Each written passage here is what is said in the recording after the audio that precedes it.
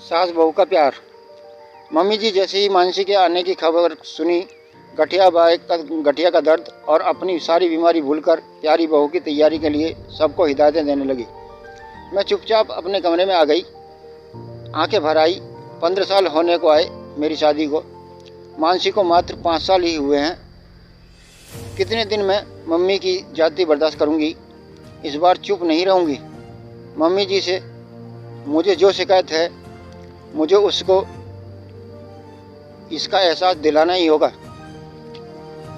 कब तक घुटती रहूंगी मम्मी जी की सह पर। अब मानसी, मेरी छोटी देवरानी, भी मजाक में मुस्कुराते हुए कुछ ना कुछ बोल देती है। मैं सोचती मैं बड़ी हूँ और मानसी उदयपुर से साल में एक बार ही आती है। खुशी खुशी चली जाए तो ही अच्छा है।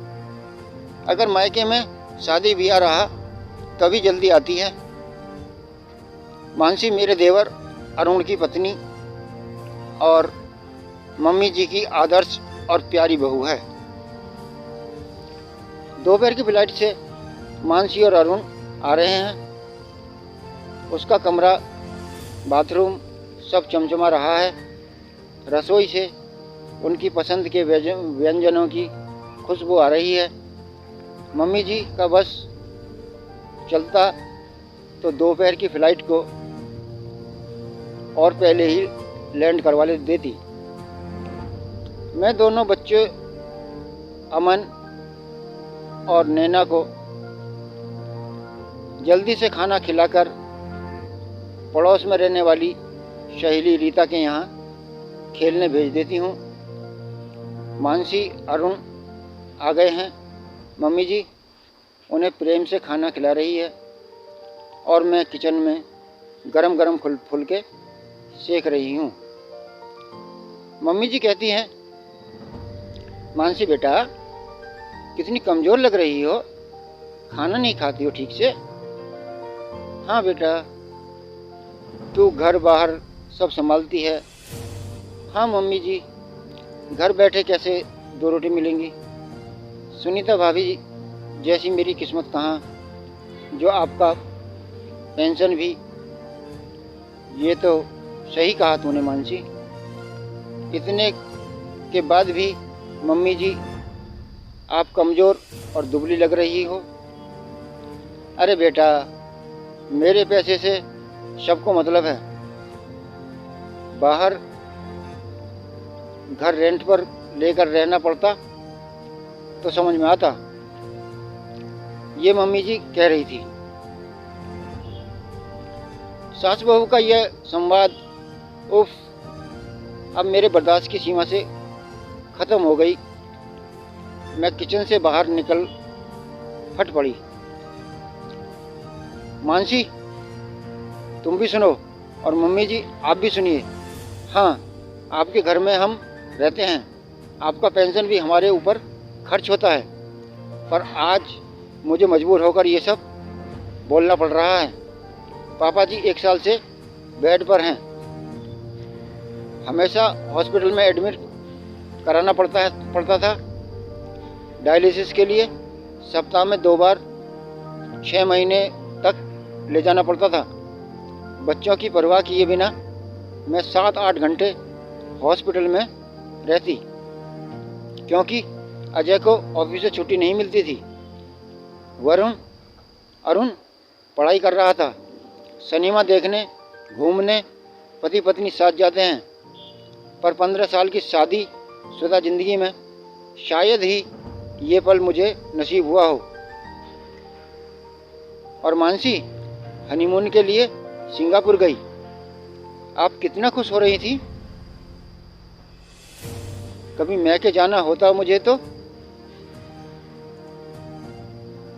घड़ों पानी पड़ जाता आपके ऊपर। रसोई और घर कैसे मेंटेन होगा 2-4 दिन में ही। अजय समझाकर मुझे वापस ले आते। आपके घुटनों में रोज दर्दनाशक तेल की मालिश करती, टाइम से दवा देती, सुबह उठते ही गर्म पानी और चाय लेकर खड़ी रहती। खड़ी रहती हूँ, आपका बिस्तर ठीक करती हूँ, जो खाने को बोलती हो तुरंत बना के देती हूँ। और मानसी, जिस पर आप इतना प्यार लुटाती हैं, मीठी मीठी बातें करती है, 2 साड़ी लाकर दे देती है और अपना कर्तव्य पूरा कर लेती है। मेरे लिए आप तीज में जो साड़ी ला दी थी है, सर माथे लगा लेती हूँ, पसंद नहीं आने पर भी पहन लेती हूँ। पर मानसी को इतनी महंगी कांजीवरम आपने कितना खुश होकर खरीदी थी। पहली तीज पर उसने कितनी सफाई से लेने से इनकार कर पैसे ही देने को कहा। तब से मानसी को पैसे ही देती हैं। वो साड़ी नेहा दीदी ननद को ये कहकर दिया, तेरे लिए ही लिया है। क्यों मम्मी जी, दूर के ढोल इतने सुहावने हो जाते हैं कि हमारा सब कुछ किया धरा बेकार हो जाता है।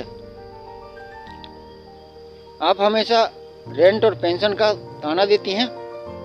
माफ़ कीजिए, आपके ऊपर कोई खर्च नहीं होता। पिछले महीने सोडियम पोटेशियम की कमी हो गई थी, आपको डिहाइड्रोजन हो गया था, बच्चों की परीक्षा थी, सब छोड़कर 4 दिन हॉस्पिटल में रही आपके साथ। आपका हाथ टूट गया था तो नहलाती थी आपको मैं।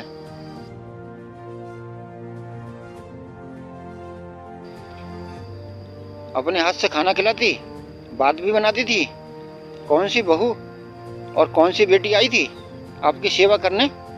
इतने मेहमान रिश्तेदार आते हैं, उनके यहाँ शादी या मरनी सब कुछ हमें देखना है।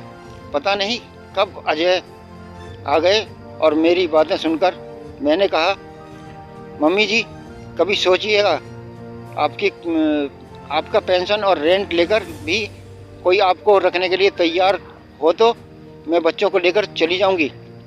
शादी के पहले ही मैं स्कूल में पढ़ाती थी, पर शादी के बाद ससुर जी की बीमारी और घर की जिम्मेदारी के कारण मुझे नौकरी छोड़नी पड़ी थी। ये तो आपको याद ही होगा। और मानसी, छोटी हो, सम्मान दोगी तो प्यार मिलेगा, वरना तुम अपने रास्ते, मैं अपने रास्ते। मैं रोते रोते सारी शिकायतें जो मेरे दिल में मम्मी जी और मानसी के को लेकर थीं कह दी। मम्मी जी और मानसी को ये उम्मीद नहीं थी, दोनों हैरान थी। अजय जबरदस्ती मुझे पकड़कर कमरे में ले गए।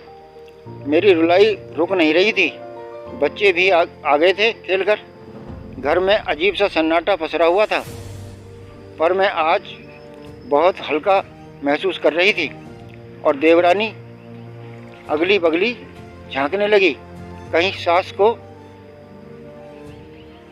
उसे न रखना पड़ जाए, क्योंकि दूर से प्यार जताने में और पास रखकर खिदमत करने में बहुत फ़र्क होता है। और हमेशा वही रिश्ते अच्छे लगते हैं जो बस प्यार जता देते हैं, करते कुछ नहीं। और जो दिन रात हमारे लिए करते हैं वो कभी अच्छे नहीं लगते। एक कहावत है ना, दूर के ढोल हमेशा सुहावने होते हैं। सास को भी एहसास हो गया था। दोस्तों, ये कहानी अगर आपको अच्छी लगी हो तो दोस्तों के साथ शेयर करें, वीडियो को लाइक करें, और चैनल पर नए हैं तो चैनल को सब्सक्राइब करें। धन्यवाद।